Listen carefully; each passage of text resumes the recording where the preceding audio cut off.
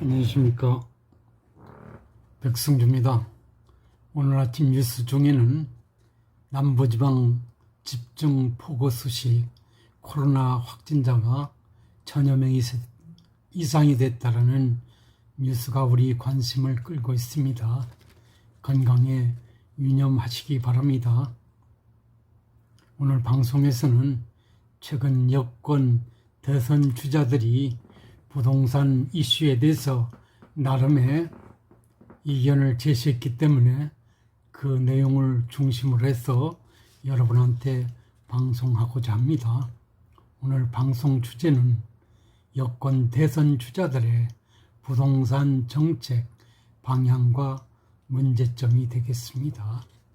민주당 대선 주자들이 최근 이고동성 부동산 정책을 현 문재인 정부의 최대 실패작으로 꼽기 시작했습니다.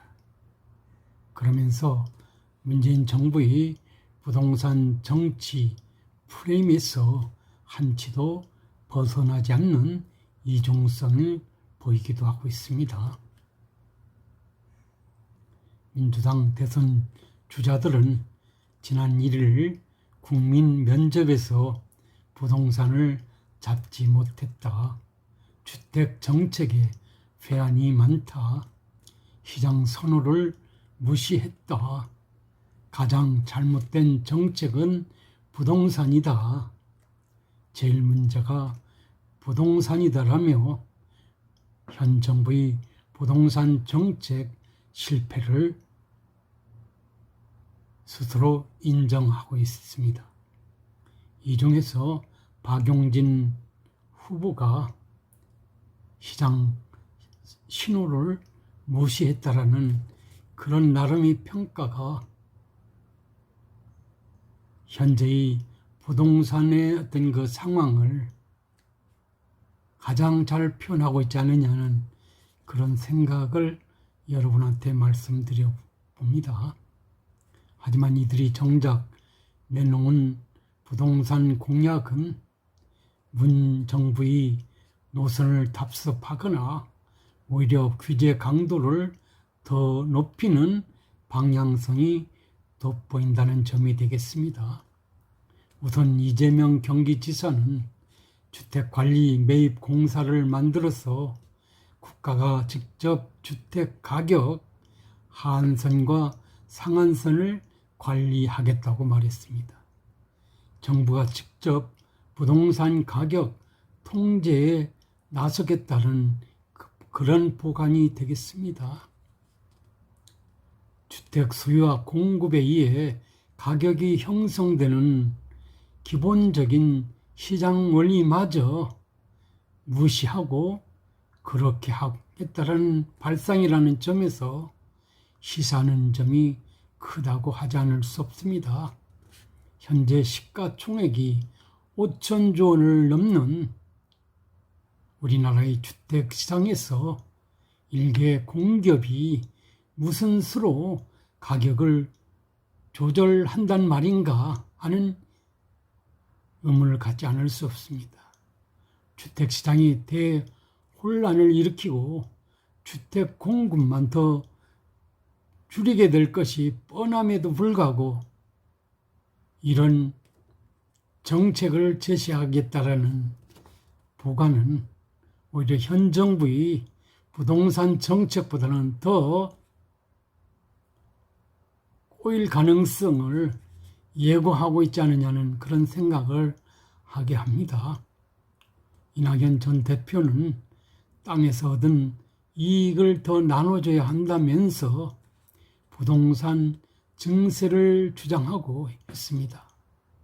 추미애 법무부 장관은 이미 너무 올라 납세자들이 아우성치는 보유세를 계속 올려야 한다는 입장을 드러내 보이고 있습니다. 집값 급등, 전세 대란 등 정책 실패의 부작용을 부인할 길이 없으니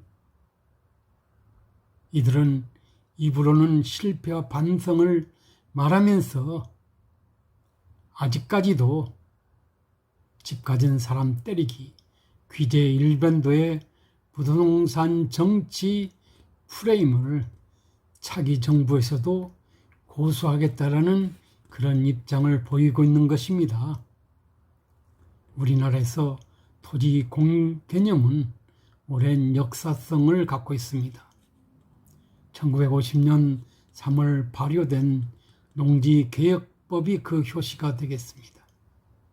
가구당 보유할 수 있는 농지 규모를 제한하여 소수의 지주가 다량의 농지를 소유하고 소작농에게 이를 소작하도록 한 후 과다한 소작료를 받아 실제 농민들이 빈곤을 벗어나지 못하게 하는 그런 상황을 개혁하기 위한 목적에서 농지개혁법이 제정됐다고 볼 수 있습니다. 이 법은 1960년 개정되었고 1996년 농지법이 대체 법안으로 제정되면서 폐지된 것이 사실입니다.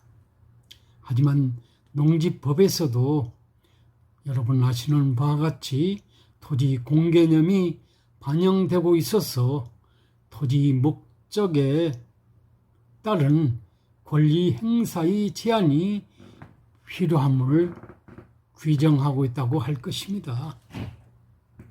이후 토지 공개념이라는 용어가 본격적으로 정부의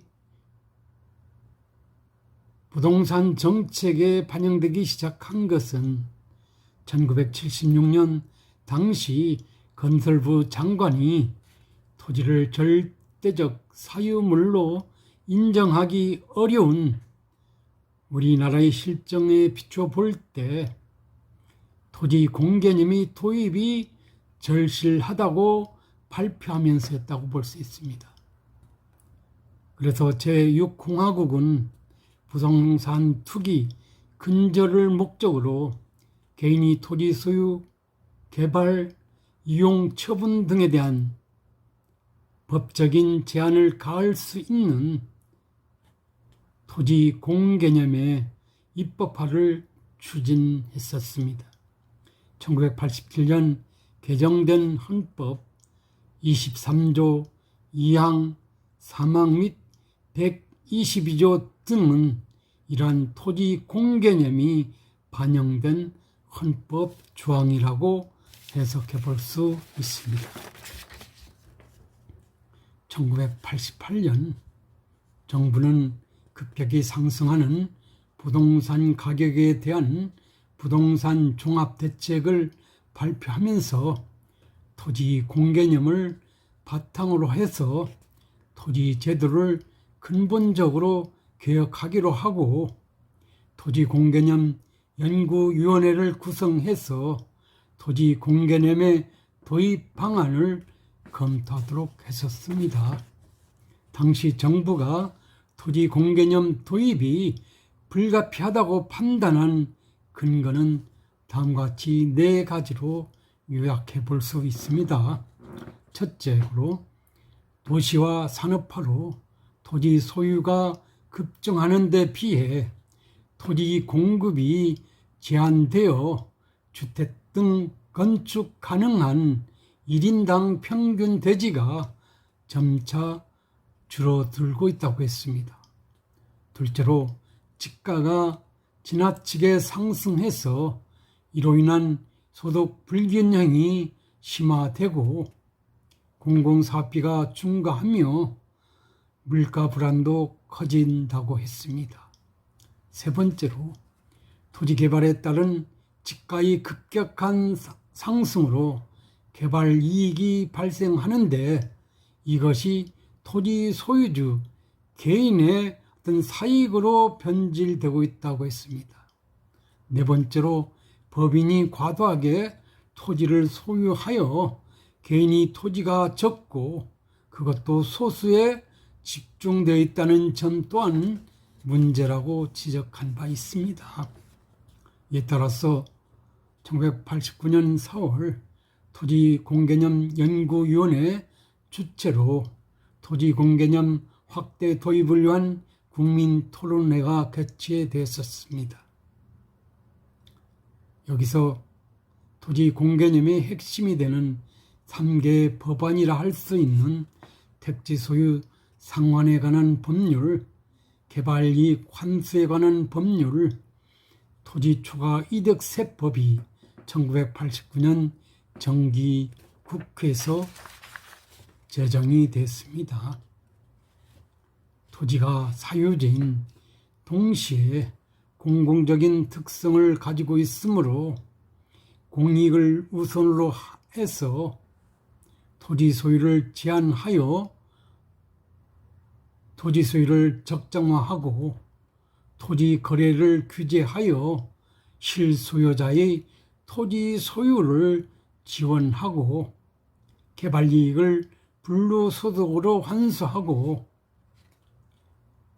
기업이 과다 토지 보유를 억제하여 토지 이용의 효율성을 높이고자 하는 것이 당시 토지 공개념 도입의 주된 취지였다고 볼 수 있습니다. 현 문재인 정부 들어서도 2018년 3월 대통령이 발의하기로 예정했던 헌법 개정안에는 토지 공공성과 합리적 사용을 위해서 필요한 경우에 한해요 특별한 제한을 가하거나 의무를 부과할 수 있도록 하는 토지 공개념 도입을 골자로 하는 헌법 개정안이 만들어져 있었던 것으로 최근 알려져 있습니다. 이런 상황에서 이낙연 전 대표가 부동산 공약으로 토지 공개념을 들고 나온 데 이어 토지 공개념 입법을 서둘 보관을 제시하고 있는 것입니다. 그러나 시장의 우려가 커지고 있다고 할 것입니다. 이에 대해서 현 정부의 실패한 부동산 정책을 개선할 의지를 드러내 보이기보다는 시장 상황과 맞지 않은 낡은 이론을 들고 나와서 편가르기 부동산 정책을 답습하려 한다라는 그런 지적이 있는 것도 엄연한 사실이 되겠습니다.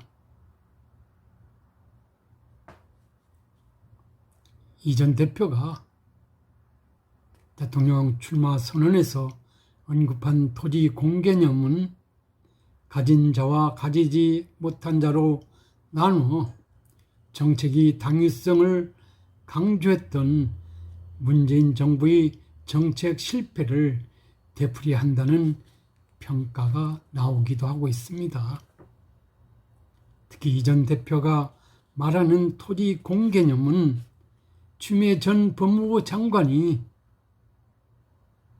19세기 미국 경제학자 헨리 조지 주장을 인용했던 지대의 공동 소유 개념과 맞닿아 있다는 그런 문제점도 드러나 있기도 합니다. 당시 헨리 조지는 토지 독점에서 발생하는 소득을 비판하며 단일 토지세 도입을 제안하기도 했었습니다. 단지 단일 토지세는 순수하게 토지 가치에만 부과하는 세금으로 토지에 가해진 개량 및 발생하는 부가가치에 대해선 세금을 부과하지 않는다는 내용도 포함되어 있는 그런 이론이었다고 볼 수 있습니다. 어쨌든 앞에서 언급한 바와 같이 무엇보다도 부동산 시장을 바라보는 여권 대선 주자들이 관점이 현 정부의 그것과 크게 달라 보이지 않았다는 것을 우리가 목격할 수 있다는 점이 되겠습니다. 언론도 그런 시각에서 보고 있는 것입니다. 토지 공개념에 입각한 택지 소유 상한법이라든지 토지 초과 이득세법, 개발이익 환수법 등은 오래전에 헌법재판소에서 유언 판결을 받았었습니다. 개인이 사유재산을 지나치게 제약 혹은 부정하는 규제 정책에 해당되기 때문에 유언 판결이 나왔다고 볼 수 있습니다. 그럼에도 유연성이 다분한 규제들을 민주당 대선 후보들이 내놓는다는 점에서 의아하기도 하고 우려스럽다고도 하지 않을 수 없을 것입니다. 역대 정부가 과다한 규제, 부동산 정책을 제시했는데 다 실패했습니다. 상당수는 유언 판결을 받은 적이 있습니다. 그럼에도 불구하고 현 정부에서 그리고 이낙연 전 대표의 어떤 핵심 공약으로서 토지 공개념 도입이 새롭게 각색돼서 각인된다는 사실은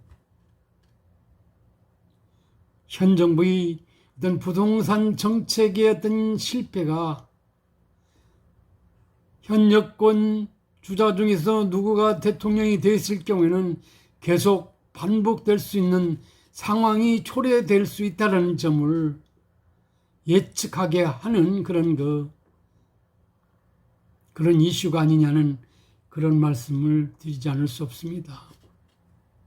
개인적으로는 헌법 23조에서 재산권이 확실히 보장되고 있습니다. 게다가 상황적으로 인구 감소, 제조업 중심에서 4차 산업혁명 시대로의 어떤 변화, 농어촌 지역과 중소도시 쇠퇴, 대도시 중심의 인구 집중과 산업 집중, 주거공간 선택 개념이 변화, 젊은이들과 기성세대들 간의 주거공간 선택 기존의 어떤 차이 등을 감안해서 시장 친화적 정책을 입안해서 추진하는 것이 현 시대 상황에 시대 정신에 부응하는 부동산 정책이 되지 않을까 하는 그런 생각을 여러분한테 말씀드려 보겠습니다. 이런 점에서 제도 만능주의나 시대에 뒤진 그런 이론이나 주장을 근거로 규제 일변도로 이런 부동산 정책을 남발해서 시행하겠다 하는 것은 시대 변화에 역행하는 대한민국 정부의 어떤 부동산 정책으로 전락될 그런 우려를 우리가 생각하지 않을 수 없습니다. 대표적으로 시대에 역행하는 그러면서 실패한 정책으로는 우리가 현 정부의 소득주도 성장을 우리가 연상해 볼 수 있다는 점에서도 그리고 이 소득주도 성장 정책을 반면교사 삼는다면 이런 발상은 좀 거둬들이심이 옳지 않겠느냐는 그런 생각을 하게 합니다. 제가 생각하기로는 주택 정책이 근본을 흐트릴 수 있다는 점에서도 그런 생각을 해봅니다. 분명한 것은 규제 일변도, 토지 공개념 등 강력한 규제 일변도로 이 부동산을 소위 때려잡기 위해서 했던 역대 정부가 추진한 부동산 정책들은 거의 다 실패했다는 점을 반드시 반면교사 삼아서 생각해 보심이 어떨까 하는 그런 말씀을 드려보겠습니다.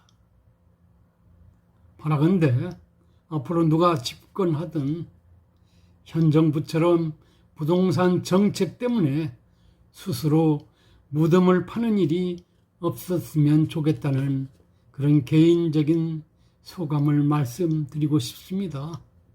게다가 부동산 공법의 전문가로서 굳이 말씀드린다면 부동산 문제는 정치 문제도 이념 문제도 아니라는 점입니다. 그것은 대한민국 사람들이 현재와 미래가 연결된 삶이 문제이고 경제 생활의 문제라는 것입니다. 그러기에 자유민주주의 국가 대한민국에서 그것이 흥정은 시장이 수요와 공급에 따르도록 함이 바람직한 정부의 정책의 어떤 기조가 아니냐는 그런 생각을 하게 합니다. 다만 원칙을 정해주는 것과 시장에서 벌어지는 수요와 공급 간의 어떤 그 갈등이라든지 마찰을 최소화하기 위한 어떤 그 거종 조정 기준을 마련해 주는 정도로 정부가 부동산 정책에 있어서의 어떤 그 대안적 측면에서 그런 정책을 자기 정부의 어떤 그 부동산 정책의 대안으로 제시했으면 어떨까 하는 것입니다. 21세기에 있어서 특히 디지털 혁명 시대에 있어서 정부는 솔직히 작은 정부야 맞다고 저는 생각하고 있습니다. 현 정부처럼 몸집을 비대화시켜서 어떻게 하겠는지, 그리고 어떤 그 역동적이고 능률적인 효율적인 정부로 살아남을 수 있는지를 우리가 생각해 본다면, 가능하다면 작은 정부로서, 그리고 부동산 문제에 대해서도 작은 정부의 어떤 역할로서 정책을 입안에서 추진함이 바람직하지 않겠느냐는 그런 말씀을 드려보겠습니다. 여러분도 한번 생각해 봐 주시기 바랍니다. 감사합니다.